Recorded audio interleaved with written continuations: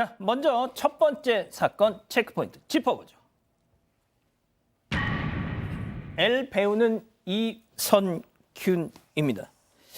자, 뭐 많이들 알고 계셨지만 본인의 입장이 나오지 않은 상황이었고 경찰도 확인을 해주지 않은 상황이어서 이걸 공론화할 수가 없었는데 몇 시간 전에 소속사에서 입장을 냈어요. 네, 일단 입장이 나왔고요. 그 전에 어제 첫 기사는 이렇게 나왔습니다. 모 톱스타가 마약 투약을 했다는 의혹을 받고 있어서 경찰이 내사 중이다 이런 내용이었는데 이내 이 톱스타가 이선균 씨라는 말이 퍼졌습니다. 여기에 대해서 소속사는 말을 아껴왔는데 조금 전 오후에 입장이 나왔습니다. 먼저 저희 회사 소속인 이선균 씨에 대한 보도로 심려 끼친 점에 대해서 깊은 사과의 말씀드린다. 이 이선균 배우에게 제기되고 있는 의혹에 대해서 정확한 사실관계 확인 중이고 앞으로 수사에도 진실한 자세로 성실히 임하겠다라고 적었습니다. 그러면서 심려 끼친 점에 대해서 깊은 사과의 말씀 전한다고 적었습니다. 자, 경찰은 어떻게 해서 이선균 씨에 대해서 내사를 진행했던 거죠? 자, 경찰이 이제 파악한 거는 유흥업소에서 마약 유통을 수사하는 과정에서 아마 검거를 좀 했던 걸로 보이고요.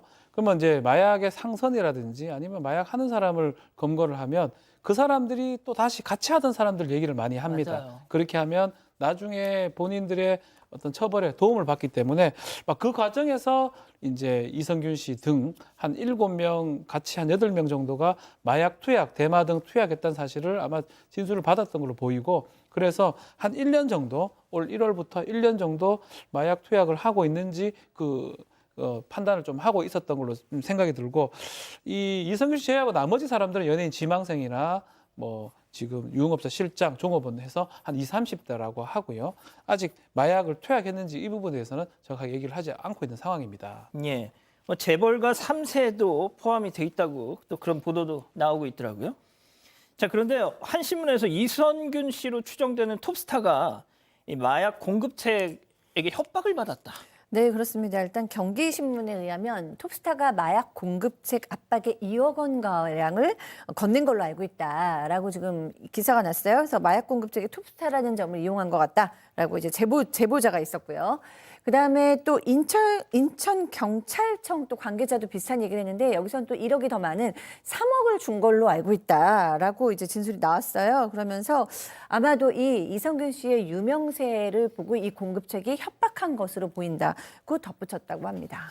자, 팀장님. 근데 이 소속사 입장문을 보면은 마약 투약 혐의에 대해서 이제 가타부타 언급이 없었는데 이 마약 공급책에게 협박을 받았다는 사실 자체는 인정을 한 것 같더라고요. 그렇습니다. 마약 투약 혐의에 대해서는 인정하지 않은 것 같은데 그 이선균 씨가 공갈 협박을 당했다는 건 사실인 것 같아요. 왜냐하면 최근 변호사를 통해 가지고 공갈이라는 거는 협박에서 돈을 받아내는 거지 않습니까?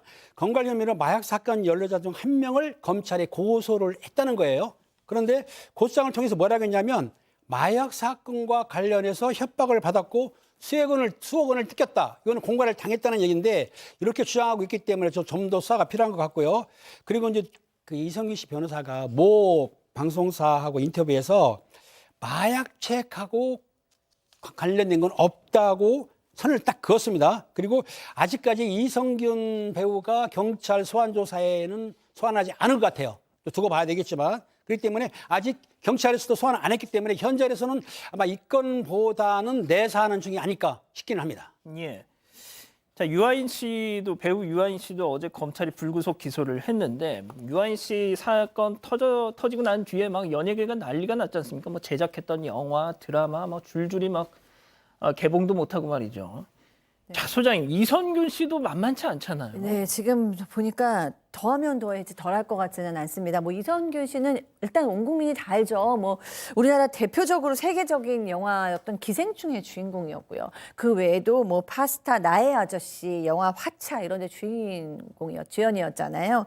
지금 앞으로도 개봉할 영화 드라마가 아주 줄줄이 있었어요. 일단은 이번 주 주말부터 새 드라마 노웨이 아웃 첫 촬영을 앞두고 있었고 이미 드라마는 촬영을 시작했거든요. 아이고야. 이 문제도 있고요. 그다음에 주연을 맡아서 이미 개봉하기 직전이었던 영화가 2개나 있습니다. 행복의 나라와 탈출 프로젝트 사일런스. 이 촬영이 일찌감치 예전에 끝나고 지금 딱 개봉을 앞두는데 이런 식이면 이제 유아인 씨랑 똑같은 상황에 처해지는 거죠. 참 톱스타의 이 마약 사건이 개인의 문제가 아니라 정말 많은 분들에 또 영향을 미치는 그런 파장이 우려됩니다. 그러니까요. 저 탈출인가 저 영화는 뭐 제작비가 거의 뭐 180억, 200억 이렇다고 하는데. 자, 박 변호사님. 예. 이제 뭐 우리 박 변호사님이 이 마약 수사나 이런 뭐 이런 내용에 대해서 약간 좀 정통하시다 보니까 일단 경찰은 계속 말을 아끼고 있어요. 이게 좀 제가 좀 납득하기 어려운 게 내사를 하고 있다. 이게 보도가 되는 부분인데요.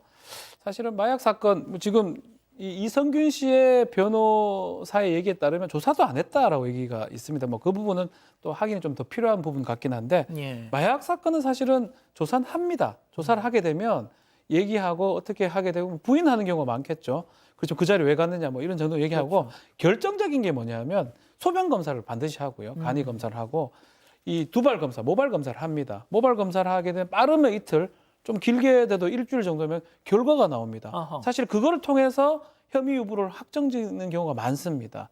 근데 만약에 했다고 추정이 되는데 이 모발이나 소변에서 검사 결과가 나오지 않으면 사실은 입건하거나 처벌하기가 좀 쉽지가 않거든요. 그렇죠. 뭐 간혹 안 나오는 경우도 있습니다. 했으면 거의 다 나오는 경우가 있는데 그 부분을 좀 봐야 되기 때문에 아직까지는 확정적이진 않다고 이렇게 보는 게 맞는 것 같고요. 다만 지금 재벌가 3세하고 가수 지망생 뭐 이런 사람도 있다고 하니까 조금 더 지켜봐야 되지 않을까 생각이 듭니다.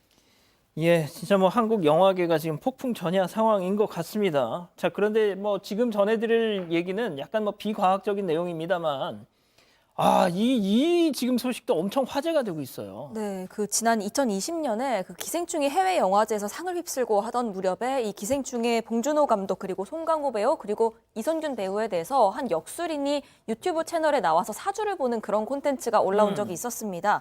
그런데 이 당시에 역술인이 이선균 씨에 대해서 제가 볼 때 이분 왜 수갑 찬 게 보이지? 이분 한번 구설 수 있을 것 같다. 이런 얘기를 한 겁니다. 그러면서 혹시 이분 3년 전에. 예, 3년 전에요. 그러면서 혹시 이분 그런 거, 그러니까 마약 혹시 안 하겠죠? 수갑 차는 모습이랑 주사 맞는 게 보인다. 이런 얘기를 하기도 했습니다. 그러면서 특히 10월을 조심해야 한다. 이렇게 시기까지 좀 특정해서 얘기를 하면서 본인도 당황스러워하는 모습을 보였는데 이 영상이 이 시점에 폭발적인 관심을 받았습니다. 그러면서 이 역술인의 근황에 대해서도 많이들 궁금해하셨는데 이 해당 역술인이 2년쯤 전에요.